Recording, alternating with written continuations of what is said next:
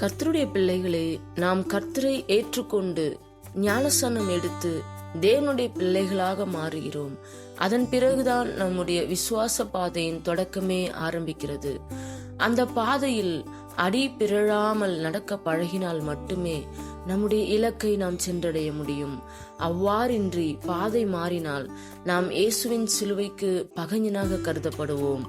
யாரெல்லாம் அவருக்கு பகைஞனாக மாறுவார்கள் என்பதை பற்றிய சில குறிப்புகளை நாம் தியானிக்கலாம். முதலாவதாக, நம்முடைய நடத்தை மாறும்போது ஆவிக்குரிய வழியை விட்டு மாம்சீக பாவங்களுக்கு நம்மை ஒப்பு கொடுத்து வாழ்ந்தோமானால் நாம் சிலுவைக்கு பகையாக மாறுவோம்.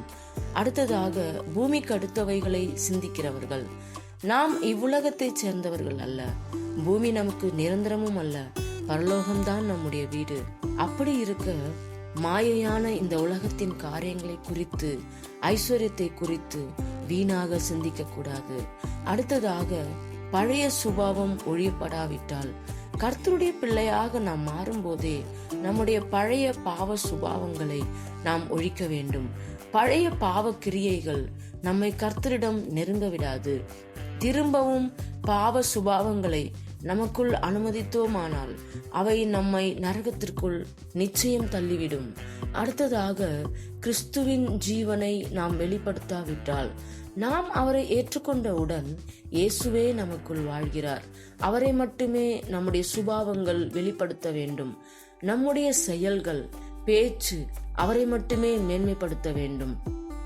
நமக்காக சிலுவையில் சொல்லனா பாடுகள் அனுபவித்த நம்முடைய இயேசு கிறிஸ்து நம்மால் எந்நேரமும் மகிமைப்படுத்தப்பட வேண்டும். அவ்வாறின்றி நம்முடைய மாம்ச சுபாவங்கள் வெளிப்பட்டால் நாம் சிலுவைக்கு பகைஞனாவோம்.